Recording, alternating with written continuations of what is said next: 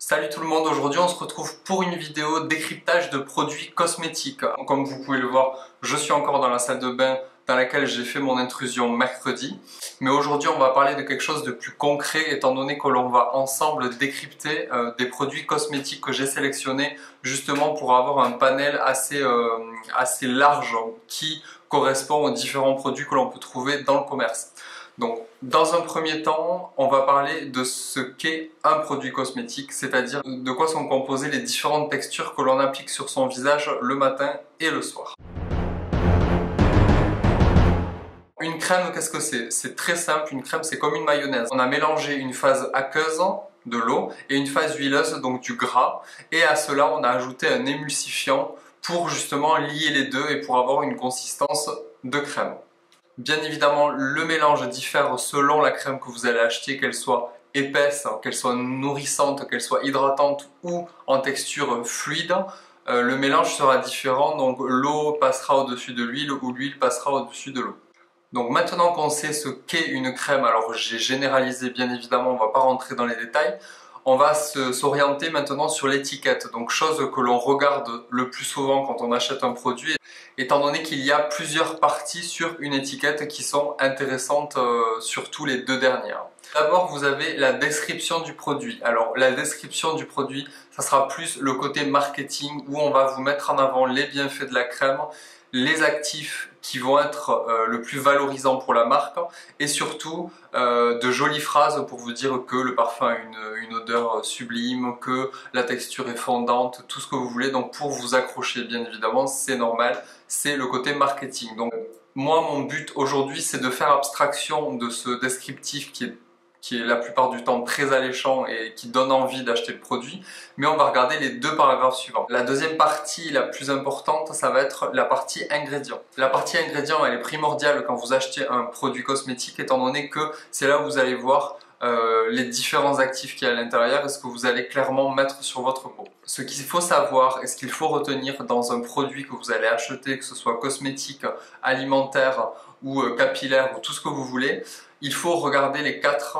voire les 5 premiers ingrédients qu'il y a dans votre produit. Ce sont eux qui vont déterminer la qualité de votre produit en général et surtout les 4 à 5 premiers ingrédients représentent 95% maximum, alors 90 à 95% de votre produit global.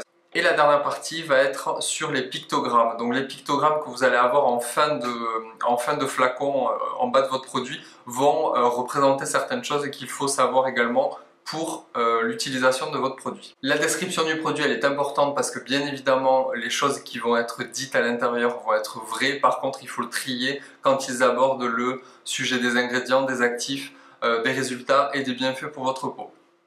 En dessous du côté marketing, on ne va pas en parler, c'est le mode d'emploi, le mode d'utilisation, comment l'appliquer, si c'est le matin, si c'est le soir, est-ce qu'il faut éviter des parties comme souvent le contour de l'œil. Donc ça, bien évidemment, il faut le lire, c'est très important pour une bonne utilisation et de meilleurs résultats. On va se pencher plus particulièrement sur la liste des ingrédients. Donc moi aujourd'hui, la question que je me pose c'est quels sont les actifs qui seront bons pour ma peau, pour mon type de peau, pour mon attente et pour surtout ma santé et la santé de ma peau et de l'environnement également si vous êtes sensible à cela. Je vais juste vous donner des recommandations lorsque vous allez acheter votre produit en magasin, en parfumerie ou en parapharmacie. Donc il faut faire surtout très attention à tout ce qui est lettres majuscules. Quand vous avez des lettres majuscules, en général, ce sont des produits chimiques, ce sont des produits qui ne sont pas bons du tout pour la peau. Par exemple, PEG ou PPG, ce sont des polypropylène glycols. C'est pas bon du tout pour la peau et c'est vraiment c'est chimique. Ensuite, faites aussi attention aux huiles minérales. Ce sont des dérivés de pétrole, donc j'imagine bien que comme moi, vous n'avez pas tellement envie de mettre ça sur votre visage. Donc pétrolatum et paraffinium, il faut faire très attention, ce sont des huiles minérales, donc vraiment pas bon pour la peau, à ne pas confondre huile minérale et huile végétale, bien évidemment. Ensuite, chose importante sur laquelle je fais de plus en plus attention, c'est l'appellation parfum fragrance. Ce sont forcément des parfums synthétiques. Si vous voulez une odeur, quelque chose d'agréable à utiliser, privilégiez les huiles essentielles qui ont quand même des senteurs beaucoup plus naturelles et vous allez pouvoir profiter de l'aromathérapie par rapport aux huiles essentielles.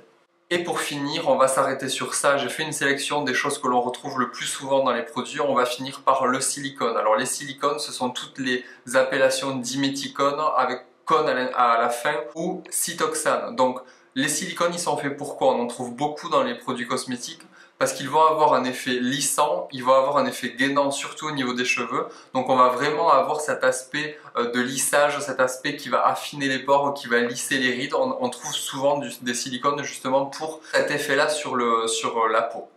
Par contre, la seule chose qui n'est pas bonne par rapport au silicone, c'est qu'elle va étouffer votre peau, qu'elle va l'empêcher de respirer. Alors bien évidemment, je ne suis pas en train de dire qu'il faut jeter tous vos produits où vous avez du silicone, des huiles minérales, paraffine, tout ce que j'ai pu citer juste avant. Mais le but étant qu'il soit le plus à la fin de votre liste d'ingrédients. C'est ce que je suis en train de vous expliquer, en fait, pas vous dire jetez tout ce que vous avez à la maison. Bien évidemment, moi le premier, j'ai des produits, vous allez le voir ensuite, qui contiennent ces produits-là qui sont pas bons du tout. Donc c'est vraiment pour vous donner des recommandations pour vos prochains achats et avoir l'œil justement sur tout ça. Je vous invite à aller sur le site Le Flacon, donc je vous mets le lien juste en dessous. Le Flacon est un site internet où vous avez tous les actifs, donc appellation latine ou pas, et vous avez tout qui est répertorié, vous avez toute une liste répertoriée d'actifs pour justement savoir ce qui est bon ou pas. C'est un super site, il est vraiment très bien fait. Je vous invite vraiment à aller voir sur ce site-là, même à vous amuser à décrypter un peu les produits que vous avez déjà à la maison. Moi, je me suis amusé à le faire et c'est vrai qu'on se rend compte que même dans certaines marques, il y a quand même des produits qui sont pas bons du tout pour la peau. On va y venir.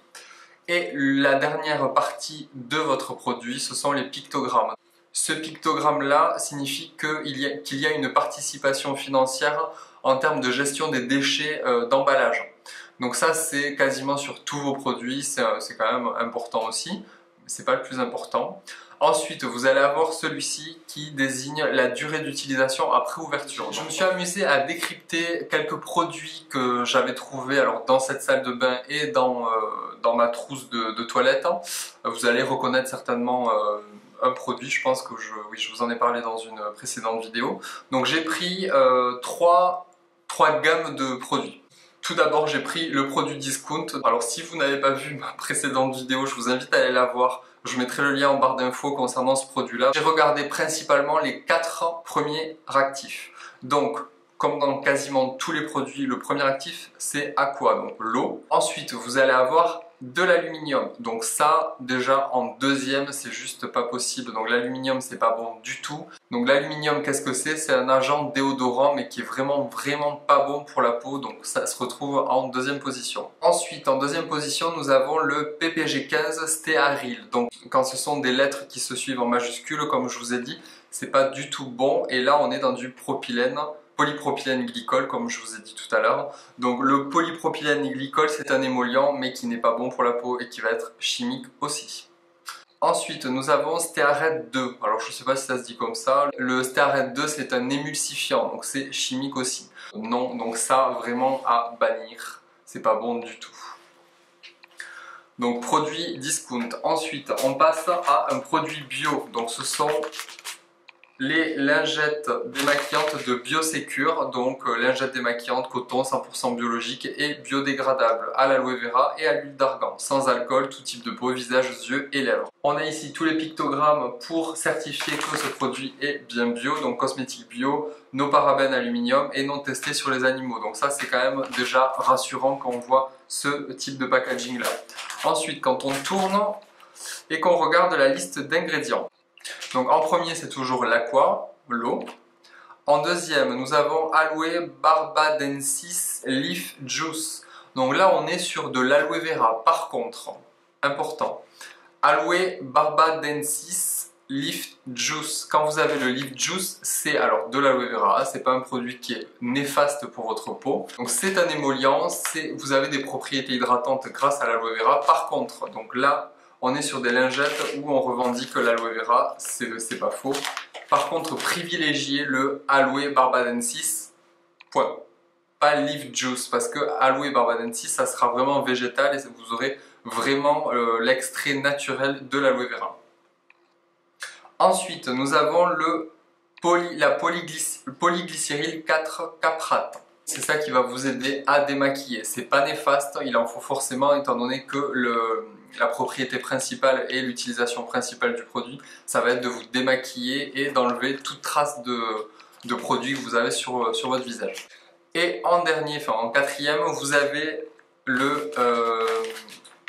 avez benzyl alcool. Donc il y a de l'alcool. Alors benzyl alcool, c'est l'un des rares conservateurs pouvant être utilisés dans les produits bio. Donc il y en a parce que forcément on est sur un produit, vous voyez, qui s'ouvre constamment et ce sont des lingettes de coton, donc il faut forcément que le produit soit quand même conservé un minimum dans l'emballage.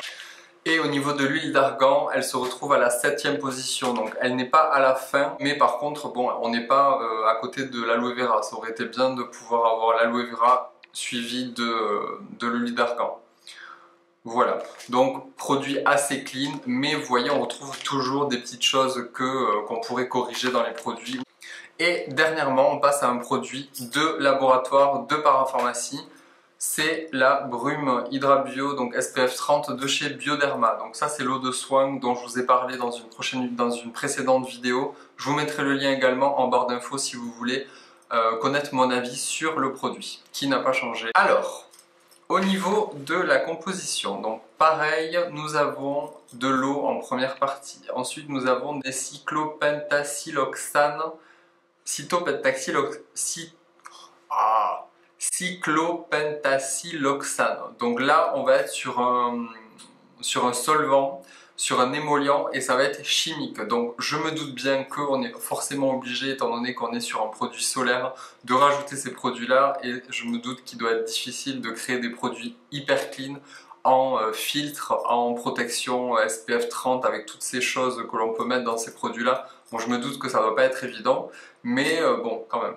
En troisième position, on retrouve de la glycérine. La glycérine peut être chimique ou naturelle, c'est un humectant et c'est un solvant. Et pour finir, nous avons, alors il y a eu des actifs que je n'ai pas trouvé sur les différents sites, donc j'ai pris le suivant, c'est l'octocrylène. Donc l'octocrylène, c'est l'absorbant des UV, c'est le filtre UV, donc forcément on doit le retrouver là-dedans. Et les filtres UV, comme je vous l'ai dit dans une précédente vidéo également, c'est bien justement pour éviter les effets néfastes du soleil. Par contre, pensez à les retirer de votre peau le soir avec une bonne huile ou avec une brosse nettoyante qui va vraiment nettoyer en profondeur et débarrasser la peau de vos filtres UV qui sont restés en contact avec votre peau toute la journée. Nous avons fini le décryptage de produits, la lecture des étiquettes de vos produits cosmétiques. J'espère que vous avez appris, j'espère que vous ferez dorénavant attention à ce que vous achetez et aux différents ingrédients qu'il y a en début de liste. Merci encore à tous ceux qui s'abonnent de jour en jour et à ceux qui postent des commentaires pour me faire part de leurs remarques très positives. C'est avec plaisir que je réponds à vos questions, c'est avec plaisir que je fais des vidéos comme celle-là aujourd'hui. J'espère que ça vous a plu, j'espère que vous avez appris plein de nouvelles choses. Je vous dis à mercredi, gros bisous à tous, bye.